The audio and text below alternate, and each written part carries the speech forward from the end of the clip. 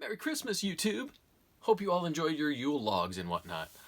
I have no idea what a Yule log is. I just like to say the word log a lot, so there we go. I got my log in for the day. Log. Anyways, I've been up to lots of stuff lately. I'm in the process of having 5 days off in a row, which is the longest stretch of time I've had off since I got a new job at the end of my personal COVID journey. So I've been taking advantage of the time just to relax, read, play games, go outside and play some ball hockey. That's about it, because of course we're back into lockdown phase, so there's not really much else we can do anyways. So I have been up to a bunch of stuff lately. I got 6 items here I want to get through, so I'm going to talk kind of fast because I always think I do it really quick, and then I'm like, holy shit, 25 minutes, I just talk a lot when I do these things, so I'll try and keep it brief. First up, the latest book I read is called The Stone Sky. This is the third and final book in the Broken Earth trilogy. And as it starts off, all hell just broke loose at the end of the second novel. Essen is making her way out of Castrima, the community that she was living in with these other Origines and other people. They were attacked by another community, and she kind of used her powers to save everybody, but in the process destroy their homes. So they're on a trek to go to the city that their attackers came from, which is called Renanis.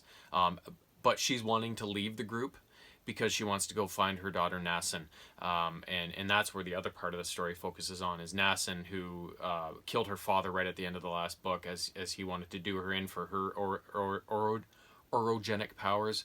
And so her and, oh god, what's his name? Shafa, the Guardian, kind of make their way towards Core Point, which is a special area that has a lot of history and importance behind it in terms of the whole Earth and all the stuff, the weird stuff that goes on in it, and on it and around it and everything. So you have these two journeys as Essen makes her way towards Renanis with her people. Nassin makes her way towards Core Point with Shafa, and along the way a lot of revelations are made slowly but surely as to what's really going on, why the Earth is the way it is, why the people are the way they are, the whole who the Stone Eaters are, and in the past where the academies or whatever they were called, how they trained Origines and stuff like that to control their power and control the quakes of the Earth and stuff like that. All the history and all the background behind all that stuff kind of is unraveled as the story kind of reaches its climax. And in the end, both Essen and Nassin kind of reach Core Point at the same time.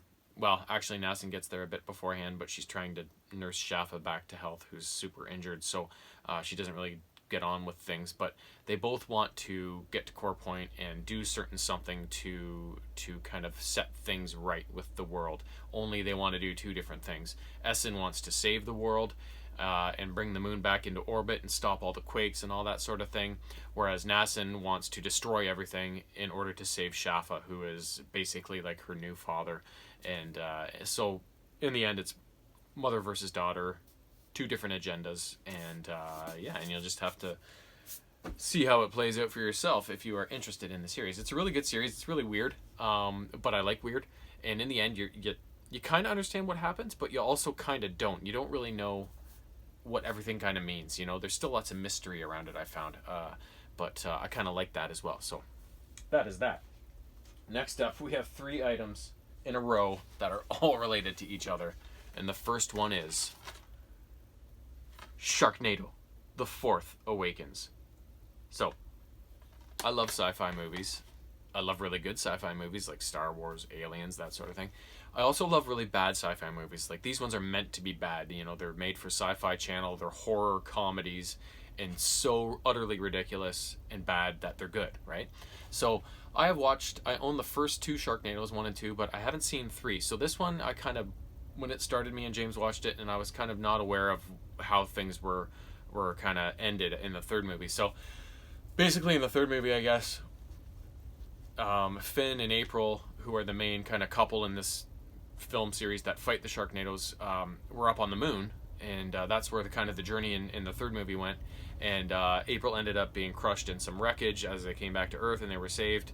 And Finn, after April was destroyed, apparently he goes back to Kansas and starts a farm called April's Acres, and everything is kind of set to rights, but not right because she's dead, right? So 5 years later, this is when this one opens up, and Finn is headed to, he's leaving Kansas, leaving the farm to go to Las Vegas, where his older son Matt is going to get married and stuff like that. And this guy named Aston Reynolds, who owns this big tech firm called God, I can't remember the name, but anyways, this mogul has created these kind of beacons that snuff Sharknadoes out and tornadoes out before they can even begin. So the world hasn't seen a Sharknado in 5 years, so everything is kind of cool. And this guy, Aston Reynolds, is the guy that actually went up to the moon and provided the tech for that and got them back from their previous adventure. So, however, when they're in Las Vegas, his Finn's son Matt is, parachuting out of a plane with his bride-to-be, and a new tornado springs up in the form of a sandnado. And Aston Reynolds is in Las Vegas because he's currently opening up a new shark-themed hotel that has all these huge aquariums full of sharks. And so the dust storm naturally hits the hotel, and we have a new dustnado, sharknado thing. And so Finn and Finn and his cousin Gemini is there. They have to fight off this newest sharknado. And once they do, Las Vegas is devastated, of course, and Finn decides, I've had enough of this, I'm going back to Kansas. But then all these new Sharknadoes start coming up, and Aston Reynolds' tech doesn't seem to be working anymore. So, and as they travel across the country and basically kind of follow Finn, they run into new objects, and like they run into an oil sands or an oil field in Texas, and it becomes an oil-nado, and then that lights on fire and it becomes a fire-nado. And so they keep becoming these different nados, and they have to find different ways to fight them. And in the end, Finn finds out that April is still alive. She was almost dead at the end of the last movie when she got crushed by the spaceship, but her dad, who's a crazy scientist, turned what was left of her kind of into a cyborg. And so in the end, they're kind of reunited, Finn and April, and Finn introduces April to their son, Gil, I think his name is, who she hasn't met yet.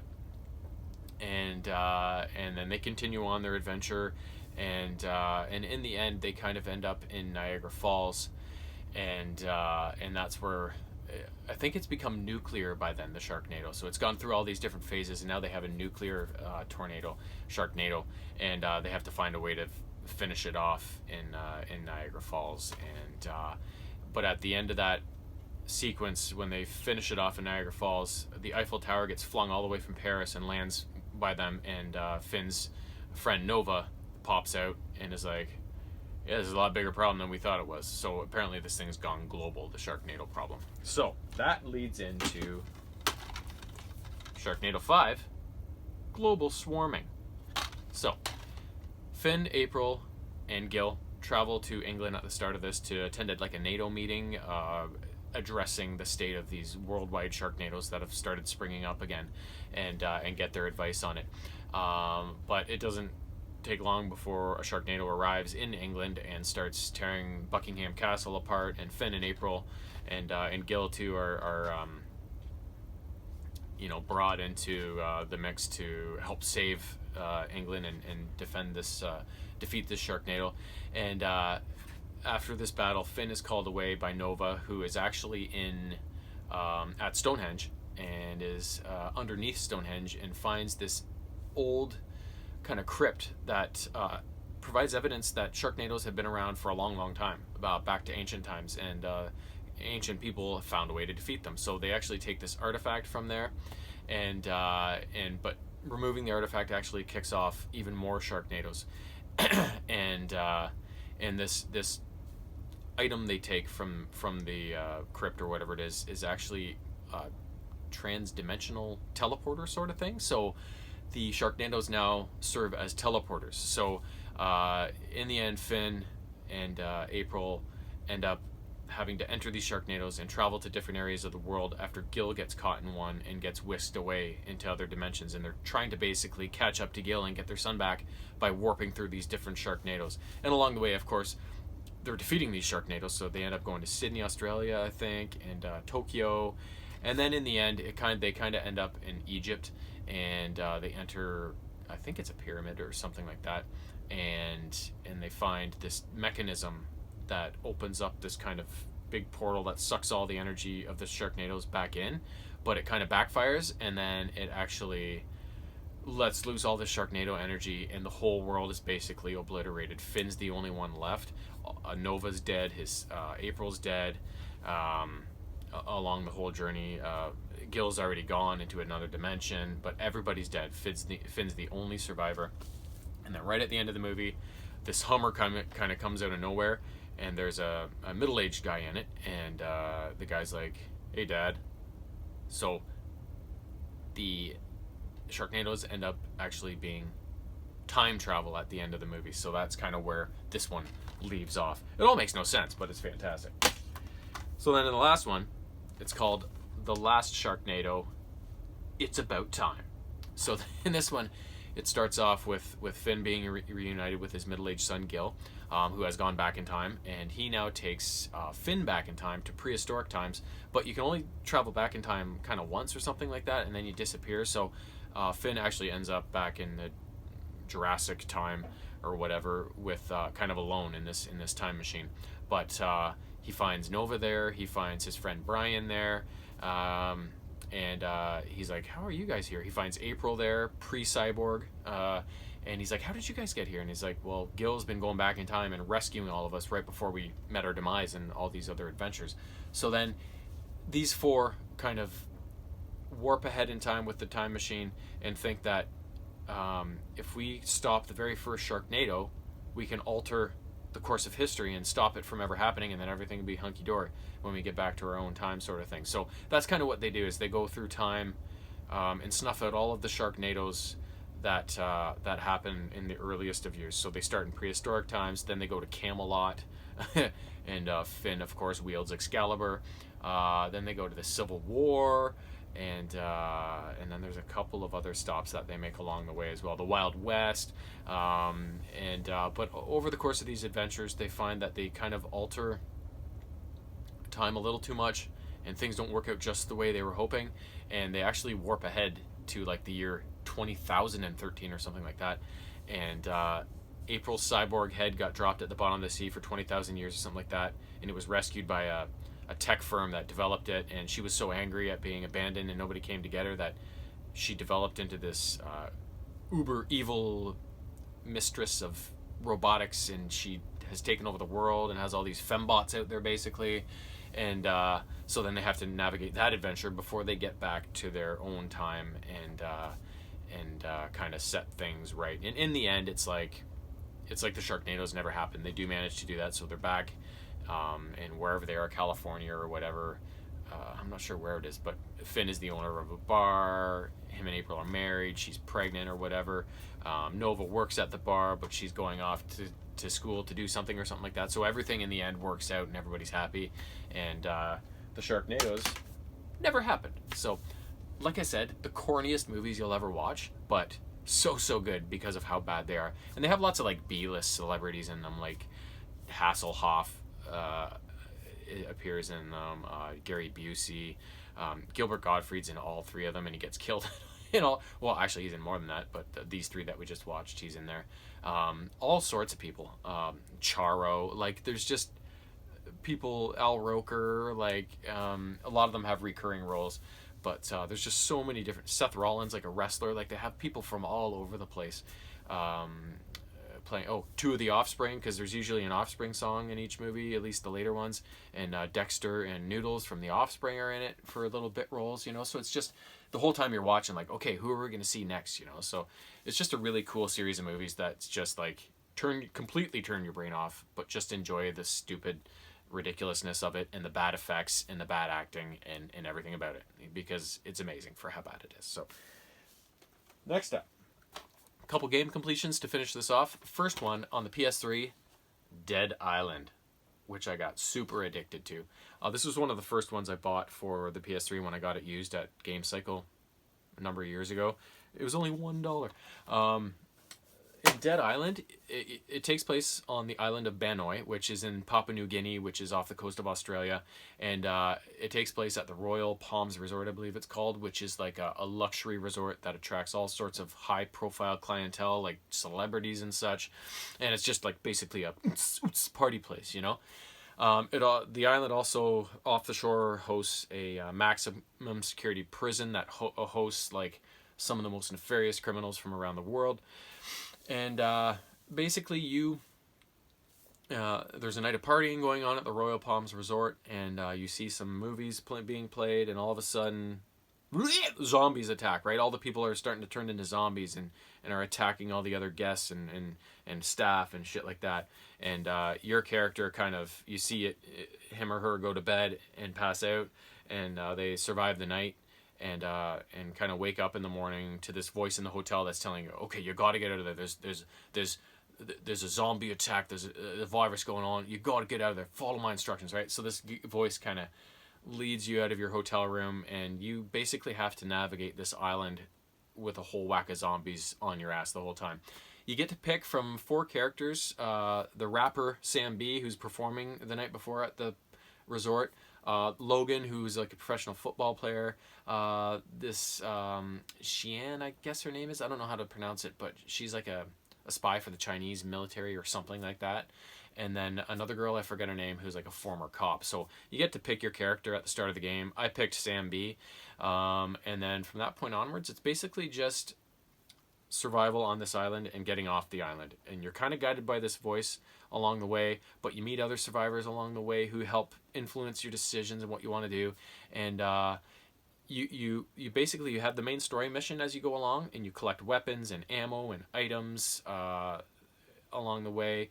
And by completing these missions, you earn XP, which levels your character up, which you can put these points towards like more damage from your firearm weapons, or being able to pick locks. Like there's all these different things you can level up along the way. And then there's also side missions that you don't have to complete if you don't want to, but I always completed them, as many as I could anyways, because you gain more XP from completing missions than you do from just killing guys and stuff. So, and it's a fairly difficult game, not crazy hard, but you do have to level up in order to complete the game, at least that I found. So I just completed all the bonus missions that I could, and gained all that XP and leveled up as much as I could. Plus, I'm kind of a completionist. I love to find every item that I can. I love to complete every bonus mission that I can. Some games are super hard and I give up, and that's okay. But I do like to usually complete as much of a game as I can, because we pay all this money for a game. Well, in this case, $1 doesn't really matter. But I like to play it as much as I can and get as much enjoyment out of it as I can. So basically that's the story, and in the end you kind of I won't spoil it, but it does come to a conclusion when you meet this guy who's the voice over the radio the whole time, and it's an explosive climax, and also leaves a bit of a cliffhanger for an obvious sequel, which I assume is out there, because it looks like something else is going to happen afterwards. So good game. Last up, amazing game, Super Mario Odyssey for the Nintendo Switch. In this game, it's the same kind of story, only a little different. Bowser has kidnapped Peach again. He wants to marry her, and so you try and stop him. You guys have a battle aboard his airship, and he beats you down and steals your hat and throws it in the propellers of his airplane, or his ship plane, whatever he always flies, and it gets shredded, and you fall down below into the Cap Kingdom, and come to a little while later, and you're met by Cappy, one of the residents of this little land where all the residents are actually little hats, and he informs Mario that Bowser has stolen Tiara, one of their members of the Cap Kingdom, and has given Tiara to Peach to wear for their wedding.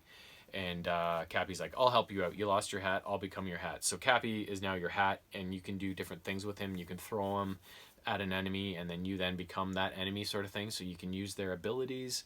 You can use it to throw and then bounce off of to get extra jump and all sorts of different things you can do with this hat. And so then you basically start this journey to get after Bowser, and get Peach back and stop this wedding from happening.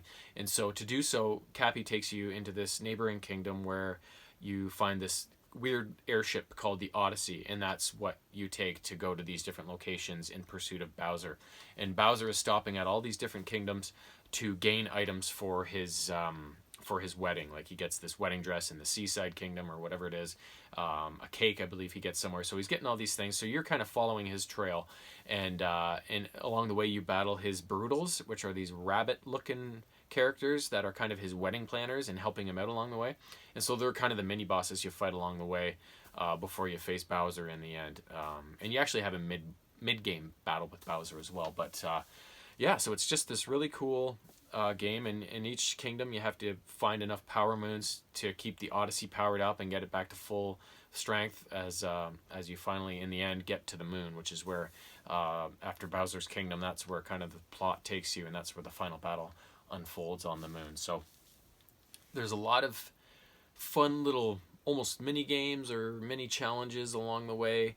The kingdoms are all very interactive and rich and colorful and very diverse as well. And it's a really fun game to play and a really easy game to play. That's what I really like about the Mario Brothers series, is that you can pick up any Super Mario Brothers game that's ever been released and just start playing it and be like, okay, yep, I got it. You know, it's just so easy to play, and at the same time, a lot of them can be challenging too. Not super hard like you're going to get with some other games, but enough that you have to put in a good amount of effort. And in this one, it's all about trying to find the power moons in each kingdom, and they can be hidden very well in different puzzles and different places and stuff like that. So you have to kind of master your abilities and really always have your eyes open and thinking about, oh, okay, they could put one there. What can I use to get in there or get this, sort of thing. So it's really a lot of puzzling out and thinking and stuff like that. So as much as it is about utilizing your abilities, it's about being aware and thinking and stuff like that. So this is an awesome game. If you have a Switch and don't have that game yet and love the Mario, Luigi, Zelda, Donkey Kong, Nintendo brands of games, get it. It's so good. The only disadvantage to Mario games and stuff like that is they just basically never go down in price. Every once in a while you might, they're always $80, and every once in a while you might see a sale where they go down $20 to 60 or something like that. But they just hold their value so well; they never go down like most other games do. But in this case, it's definitely worth the $80 if that's what you have to spend to get it. So, anyways, that's it for now. That's all the good stuff I've been up to, but I'm already working on a bunch of other shit, so I'll be back